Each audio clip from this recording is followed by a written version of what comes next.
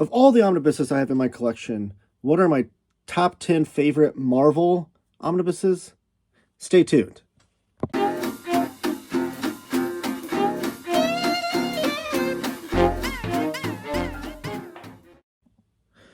Thank you guys for watching. My name is Taylor of Taylor Talks Comics. Please subscribe if you haven't already. I am on the road to 3,000 subscribers and I need your help. But today's list is my top 10 favorite Marvel omnibuses that I own in my collection. So a couple caveats first is that I don't own every Marvel omnibus. So there's a chance you might not see your favorite book on the list. And also, I curate my collection in very odd ways. For instance, I'm just going to warn you, all the X-Men and mutant fans, there won't be any mutants on this list. At least I don't think there will be. I don't think so. Because I collect all my mutant-related stuff and X-Men-related stuff in Epic collections. So I love X-Men just as much as the next guy, but they don't have them in omnibus format.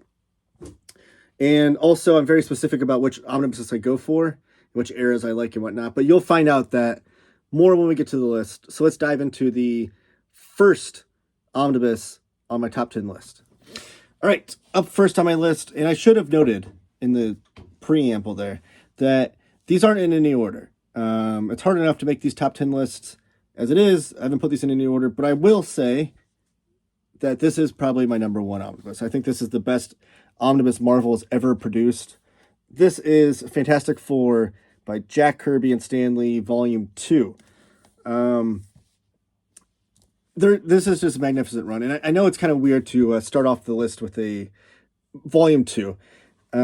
I actually don't even own Volume 1 because I have the Taschen edition of Fantastic Four. I'm hoping they release a Volume 2 of that so that it'll complete what is in that Volume 1 omnibus, but I digress. This is the omnibus to have anyways. This is the better material than Volume 1. I think the entire Lee Kirby run is magnificent. The 102 plus issue run is the best of superhero comics, sci-fi comics, whatever you want to call them. But this is the best of that material. And if you want to narrow it down even further, issues 45 through 53, that run of comics, I think, is one of the best 8 or 9 issue runs in superhero comics ever. You start off with issue 45, where the Inhumans are debut, and then you get into the Trial of Galactus, the trilogy issues of Galactus and Silver Surfer debuting. Then you get This Man, This Monster on issue 51, which is both Stan Lee and Jack Kirby's one of their favorite issues that either of them ever did. They have said that in the past. And then issues 52 and 53 are the Black Panther's debut. So just in that 8 to 9 issue run, you get Inhumans, you get Galactus, you get Silver Surfer, you get Black Panther, you get This Man, This Monster. Insane run of comics on those issues. And this is truly when Kirby and Lee were just all, rolling on all cylinders or whatever what is that phrase? I don't know. I can't talk right now. But Fantastic Four Volume 2 is the omnibus to have. If you're going to collect one Fantastic Four omnibus, this is the one to get. Next up on the list is X-Men Grand Design by the late, great Ed Piskor. Ed Piskor, I'm a huge fan of his work. I have WYSIWYG. I was work with Harvey Pekar. I've got Hip Hop Family Tree, Red Room. But this was Ed's attempt to do the X-Men comic that he always wanted to do since he was a kid. He grew up as a huge X-Men fan. And just having the one name on there, Ed Piskor, the one name on the spine, Ed Piskor, because he does everything in this book. He does the penciling, the inking, the coloring, the lettering, and the writing. And it was Ed's attempt to take all of the mythos of X-Men, from X-Men number 1 by Lee and Kirby all the way through Chris Claremont's 17-year run on the comics, and narrow them down and isolate them and put them into a chronological format. And he does it all in his signature art style. One of my favorite stories is when someone was criticizing this run and they said, "Oh, that looks ugly. It looks like Robert Crumb did X-Men." And Ed Piskor, when he was still with us, kind of laughed it off like, that's like the greatest compliment ever.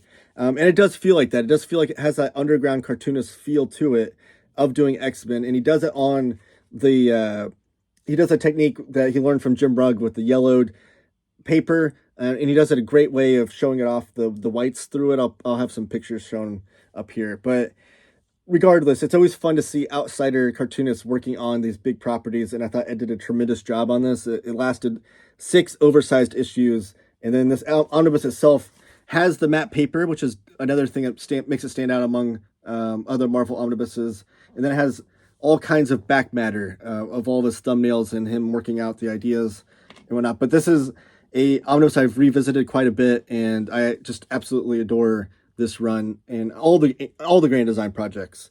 So that's my second one on my list. And up next, we have the Mighty Thor Omnibus Volume 1. Just to warn you, if you're new to the channel, you're going to see a lot of Jack Kirby on this video. He is the GOAT of comics, and I adore everything he's ever done.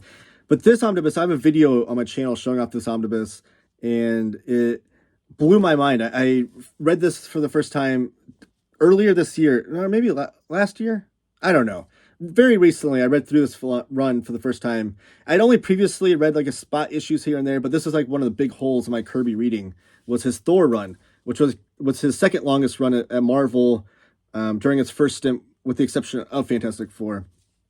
And it blew my mind how much fun this run was. I always heard people saying like, oh, it's too like it's got the Stan Lee Shakespearean dialogue and it's such a dense read, but like, no, I blew through this omnibus in just a few days. It was a blast to read, and it's been so much fun to see Jack Kirby's ideas of the Asgardian and Norse mythos and how he adds his Kirby bombast in the CMKY coloring of the 60s, and it all just blends together in such a fun comic. So that's next on my list, The Mighty Thor Volume 1.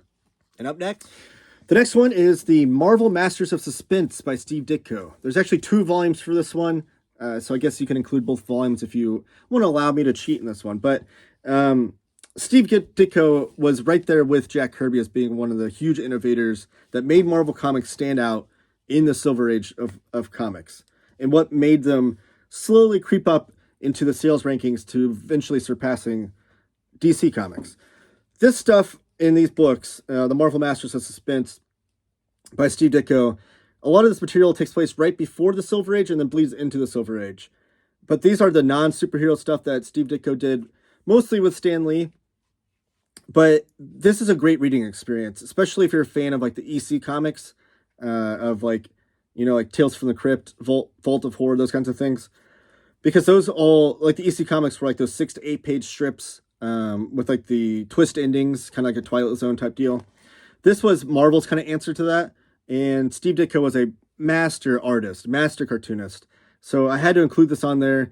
And I'll give you a little caveat. I couldn't include Spider-Man by Ditko and Kirby, or sorry, Spider-Man by Lee and Ditko, because I have those in the Taschen editions. I don't have the omnibus, and I wanted Ditko to be on this list. So this is a great book, though. You should pick it up. Up next, I have The Thing omnibus. This is an omnibus I never thought we were going to have. It was always on my long shot most wanted omnibus from Marvel. I think my most wanted omnibus of Marvel list is probably different than most everyone's. I usually tend to want like the weirder, more niche omnibuses that probably won't ever get made. And this is one of them, though. I didn't think this was ever going to get made, but it did. So The Thing, if you don't know, if you're new to my channel, please subscribe, by the way, and comment down below, give a thumbs up, all that jazz. If you're new to my channel, though, The Thing is my all-time favorite Marvel character, and the Fantastic Four is my all-time favorite Marvel book. So I always wanted this to be an omnibus. I wanted to have the entire run. This collects all 36 issues of that run, but also some issues of Fantastic Four, including a graphic novel with Byrne writes and artwork, which you can't go wrong with that. A graphic novel where Thing and the Hulk are fighting. But the 36-issue run is a perfect companion to the 2 John Byrne Fantastic Four omnibuses that have come out and been reprinted. So if you have both of those, this is a great companion to it. Because, a little spoiler, a little alert, but towards the end of the first omnibus, I think, mid part of the John Byrne's run, the Thing leaves the team, and it's all around the time that Secret Wars was happening. Well, when he leaves the team, he goes, off, and this is what those adventures are. Those 36 issues take place during that time when Thing is not part of the Fantastic Four, and before he joins back up with them. So, like I said, the perfect companion to those omnibuses, and it's my favorite character of Marvel. So I was stoked to have this omnibus and actually come out. It kind of blew my mind when Omar announced it, but that's my next one on my list. Let's see what the next one is. Miracleman by Alan Moore, with artwork by John Tuttleben, Rick Veitch, Gary Leach, Chuck Austin, John Ridgway, Alan Davis. This is a special omnibus. This is one that we thought we were never going to get, but we finally did. And this was a place in time in the 80s. The original run taking place started pre-Watchmen Alan Moore. So obviously Alan Moore's known for Watchmen. And even before his Swamp Thing run, he was writing this in Warrior Magazine along the same time that he's doing V for Vendetta in Warrior Magazine. But this is Alan Moore's take on kind of like the Captain Marvel, Shazam, Captain Marvel character. There's a rich history into why this is Miracleman and not Marvel Man and all that stuff. I don't need to get into that today. The important thing is what Alan Moore did with this character and with comics in general. The fact that this is one of his earliest works in comics blows my mind, that he is already thinking about this deconstructionist superhero of trying to really take superheroes up to the next notch, take them out of the only for kids zone and put them in a light that explores all of the potential issues that superheroes would face, but also the citizens around the superheroes would face if a superhero existed. And then this was also the beginning of Alan Moore with all the great collaborations he's had with artists. I think the one reason why I think he's such a great writer is that the work he does with his artists. Most of the artists that he works with, their best work is with Alan Moore. And it's not just because Alan Moore's a good writer, it's because he knows how to get the best out of these artists. And I think you see that in this, very apparent in this run as well. And if you're a fan of like the Alan Moore Swamp Thing that he did with Stephen Bissett and John Tuttleben and Rick Veitch, the latter parts of this run, Veitch and Tuttleben are a major part of that. So you'll see those collaborations happen in this omnibus as well. So that's next on my list, Miracleman by Alan Moore. All right, next up on the list, I have Captain America Volume 1. This was just recently reprinted, and I implore all of you to check this out. Check out I have a separate video on this book, actually. This one, which I feel like actually, look at that. My shirt and the omnibus are mirroring each other. I always say this with Kirby. I always say, like, it blew my mind, because Jack Kirby always blows my mind. But this one blew my mind. This was such a fun run. It was nonstop. It starts off where he shares the Tales of Suspense. I always get the names wrong. Tales of Suspense issues with Iron Man, where they each got like 10 pages, 10, 11 pages. That lasted for like 40 issues. So the first 40 issues in this run, because it only collects the Captain America stuff, not the Iron Man stuff. So the first 40 issues in here are like just 10-page strips. So that's like super fast. Balls to the wall, it's high octane. Jack Kirby's making the most of those pages. And then it gets into his own run, which is where my shirt and this cover comes from. We're starting with issue number 100. It's just Captain America by himself. So at that point, I was afraid, oh no, it's going to slow down. They're doubling the page content. Because everyone always says Silver Age comics can kind of drag on a little bit or be a little bit lengthy to read. No, that just meant Jack Kirby had extra pages to go with the run, to add to the action and the mythos of Captain America. And one of the things that surprised me was, yes, it is all action, but the complete head case that Captain America is in this run, it kind of blew my mind. It was kind of an extra layer to the character that I wasn't expecting. But this is an excellent run. It's just recently been reprinted at the time of this recording. So check this one out. And then let's see what's the next one on my list.